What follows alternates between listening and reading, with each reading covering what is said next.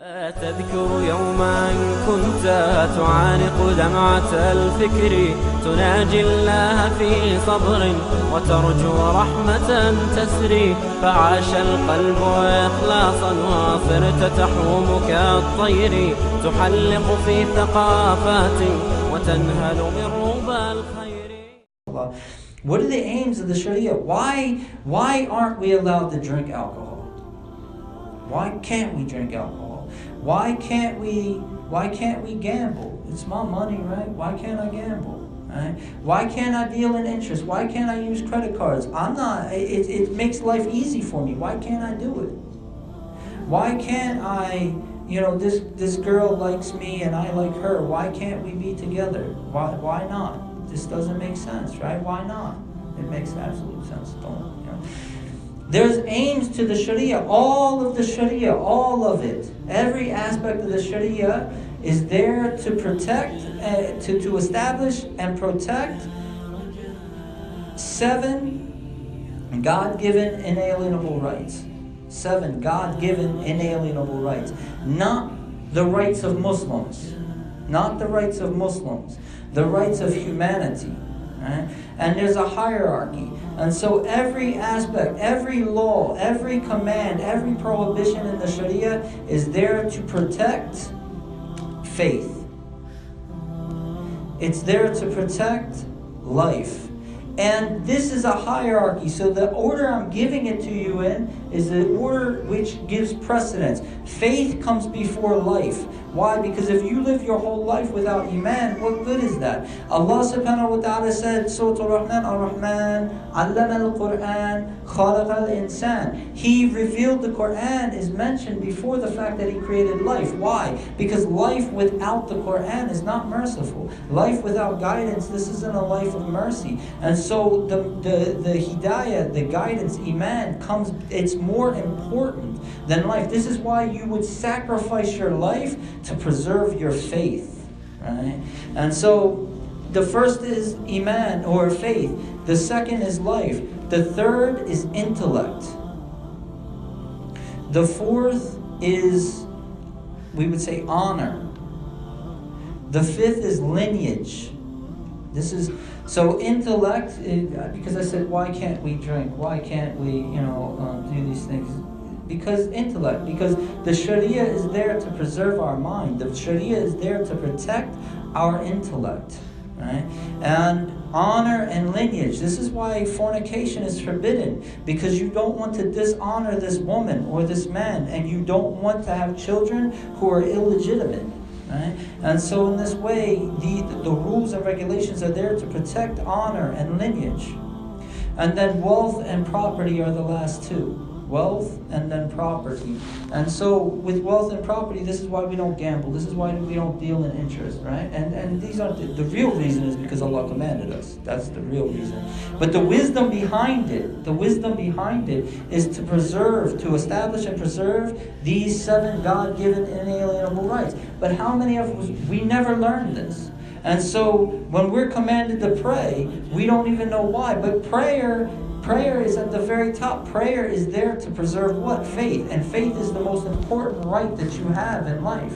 That's the most important right that Allah subhanahu wa ta'ala has given us, is our faith. And so the act of prayer is an act which preserves the most valuable right that you have.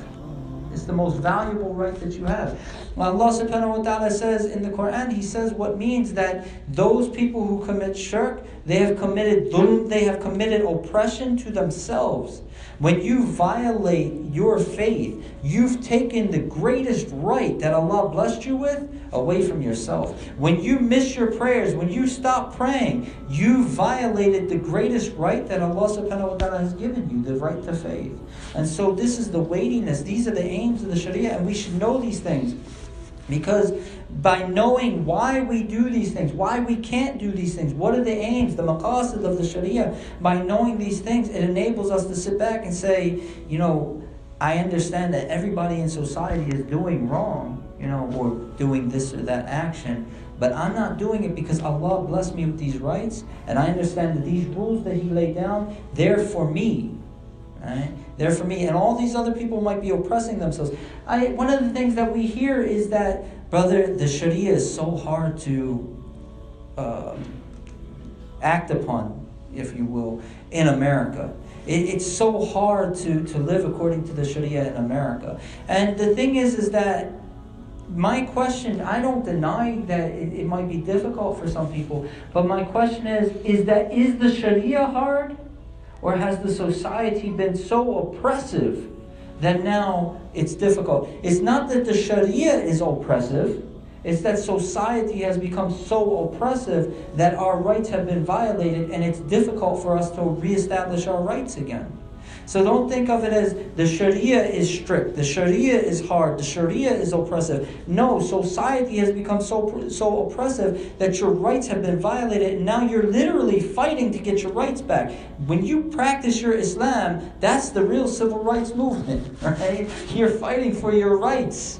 You're fighting for the rights that Allah subhanahu wa ta'ala blessed you with as a human. And we have to know this, because when you understand that, that makes it easier to apply these things in your life, inshallah ta'ala. But then there's another issue. So this is the second foundation. The third foundation is, what are the vices? What are the vices of the heart that I should be avoiding? Where's my heart at? This is a greater question. Where is my heart at? Where is my heart? Am I with Allah, or am I with this dunya? Am I living in a state of gratitude and contentment, or am I in a perpetual state of fear and want? Do I have diseases in my heart, or do I have a heart that is inclined towards virtue? I mean, most of us, I don't want to say all of us, most of us have serious diseases in our heart. But the question is do the diseases or do the vices outweigh the virtue, or the virtues outweigh the vices? So the question, all of the diseases of the heart, all of them go back to 7. Right? All of the diseases of the heart go back to 7. And let's see if I can remember that. So it's pride, arrogance. Allahu Akbar. Kibr and ujub. This is pride and arrogance. Allahu Akbar. Greed. No, I'll come to this, inshallah. There's an order here. The fourth one, I'll try to come back to that. The fourth one is showing off. The fifth one is envy. Right? The sixth one is greed or stinginess, bukhl. And the last one is love of prestige, right? Love of prestige. So I'm missing one. Is it lust? It's not lust, alhamdulillah. La bas, mashallah. But all of these 7, so all of the diseases of the heart go back to these 7. And these seven go back to 2 seeds. Right? And those 2 seeds are love for leadership and heedlessness of the hereafter. And those 2 seeds go back to those 2 groups go back to 1 seed, and that is love of dunya. Right? And so, we say that, but now what's the cure? Right? And so how do you cure that? Inshallah, we'll save that for another talk, inshallah. We should be talking about that tonight. So, I'll just give you real quick. Know Allah, know this dunya, know yourself. These are the 3 cures, inshallah. So the best, inshallah. So then what about the virtues? Some of the virtues, you have hope and fear. You have repentance and taqwa. You have seeking the being content with Allah Azza wa Jal. You have sabr and hilm, right? Patience with people and patience with situations. So these are some of the virtues, but all of the virtues go back to gratitude and contentment. All of the virtues go back to gratitude and contentment. And the gratitude and contentment itself goes back to 1 seed, and that is love. And the only way, the way to instill love is only through coming to know Allah subhanahu wa ta'ala. And so my point here is, again, this isn't deep. This isn't deep, mashallah. This is just scratching the surface, mashallah. These are just giving lists, right? But these are lists that in the night you should be thinking about and reflecting in. Do I believe this? What's in my heart? Do I have the virtues or do I have the vices? What am I doing to get rid of the vices? What am I doing to instill the virtues? How am I working through this? And so by asking yourself, what is it that I believe? What is the Sharia and how do I act upon it? Where's my heart and how do I purify it or come to purify it? How do I rectify my character? By asking yourself these questions, you lay a foundation. Because the greater question ultimately is, who am I? Who am I? Right? And if you don't know, how can you maintain your identity if you don't know who you are? And one of the things we teach in self-defense, we say, so in self-defense, what self are you defending? What self are you defending? Because in self-defense, I might, for example, a lot of times people fight, they get into physical altercations, not because they're protecting their body, but because they're protecting their self-image. They don't want to be seen as a punk. They don't want to be seen as a chump. And so they'll fight because they want to preserve their self-image. So the problem here is maintaining your identity. My question is, who are you? Right? And so by asking these questions about what do I believe? What is the Sharia? How do I implement it in my life? Where is my heart? How do I preserve my heart? How do I purify my heart? Who am I? Once we understand who we are, we need to work to establish that foundation, because you can't maintain an Islamic identity if you don't have an Islamic identity. Right? You have to have the foundation in order to maintain it to begin with. The second part, so that's the foundation. First and foremost is asking yourself, who am I? What does it mean? What is my Muslim identity? Who am I as a Muslim? What is my beliefs? What is the Sharia? How do I purify my heart? What is my daily practice? What is my identity? What is my identification with Islam? And then the second thing that I said was, we have to be real. And what I mean by being real is asking yourself, who am I in this time? Right? We're not living in the 1980s, right? Mashallah, I see a couple older brothers that were here in the 1980s. So alhamdulillah, the 80s was a different world, right? It was a different world. And the 90s was different. You're living in, after the millennium, and we're getting ready to hit 2020. Who are you in 2020? When I was older, time traveling, mashallah. When I was younger, right? When I was younger, there, if my mom, wanted me to call her, she'd have to call somebody's house and get them to find me and then tell them to go someplace and call. And now, if we want our kids, we just call them. If you want to talk to your parents, you just call them. Back in the day, if you called somebody and they wasn't home or they didn't hear the phone, khalas, that was it. Because there's only one phone or two phones in the house, and they was landlines. Now everybody has a phone, right? This is not 20 years ago. And a lot of you, I think that most of you can't even relate to life, what life must have been like when we didn't have Google. Right? What life must have been like when we didn't have computers. When I was growing up, to have a computer in your house, that was something, right? And now we carry computers in our pockets with us. So who are you in this age? Who are you? How do you relate to this age? You're in America. Who are you in America? How do you relate with the land that you live in? Right? What is your relationship with the time and place that you live in? What is your relationship with your faith? Who are you? Right? Not your parents. I'm not asking you about your parents. I'm asking, you have to ask yourself, not in relation, my parents want me to be.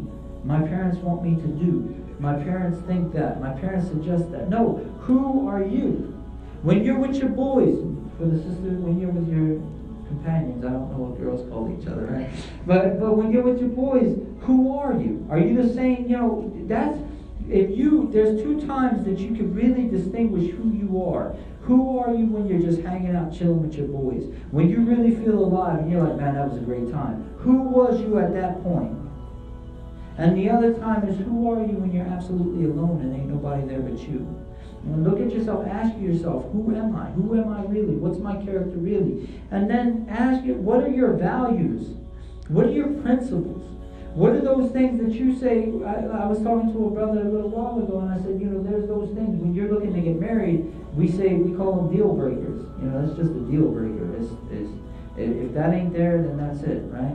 What are those principles that for you just won't compromise? This is how it is, and it doesn't matter. I have a dear friend of mine. I love him. Alhamdulillah, I believe he's one of the awliya, and Allah knows best. But this brother, you go shopping with him, and he'll be like, no, you're not buying that. No, and he'll tell you what you're buying. And, you can't eat a certain way if he's with you. And it's like, and you try to make him flexible, he's like, no, he just won't be flexible. Because that's his principles. He's a very principled person with his diet, And, my point is that, what are your principles? What do you value? What are you about, right? What are those things that you just won't compromise? Because you have to know this stuff ahead of time. You have to take time to think about this. This isn't something that you hear in a lecture and you say, man, that was a good lecture, alhamdulillah, that was really good. And then 5 years from now, I say, what are your principles? You say, oh, you know what, I remember you asked, but I never took the time to think about it. These are things that you have to lay down for you. What are those things that there's no room for compromise in my life? This is who I am. This is what I'm about. And no matter what anybody wants from me, I'm not compromising this. For the sisters, I'll give you an example, and I'll give you an example for the brothers as well. For the sisters, by my principle, not me, but by my principle, I don't take my hijab off. Cut and dry. You're going to do what you're going to do. But my hijab is part of my identity. And my maintaining my identity means I'm going to maintain my hijab. It is hijab. You can threaten me if you want. You can throw me in jail if you want. But my hijab ain't coming off. Right? If you try to take off my hijab, we fighting because you're violating my principles. Right? And we have to be real. And I might make you uncomfortable talking like this, but the thing is that when you set these principles, this is your boundary.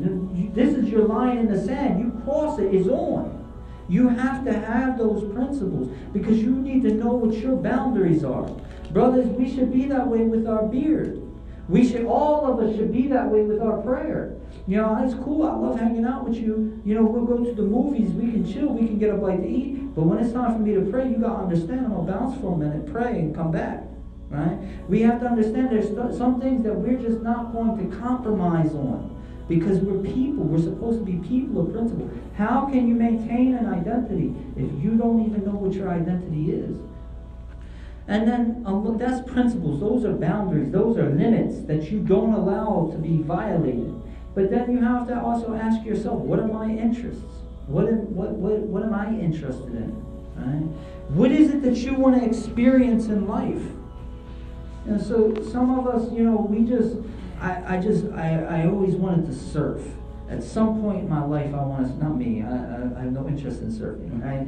But you might say, just to see the majesty of that huge wave coming across you, and you're just riding upon the water, there's something about that. I've always wanted to experience that. At some point in my life, I want to experience that. Okay, cool. Now, let's ask, do you have to violate any of your principles to make that happen? Right? If you don't have to violate any of your principles, ask, what is the legal rulings regarding this? Everything's cool, everything's good. I still want this to experience. I want to taste that in my life at least one time. Right? Then you say, what do I have to do to achieve that? Because you can't have goals unless you know what you're aiming for. And what you're really aiming for in goals is experiences. Many people, they say, I want to become a doctor. Right?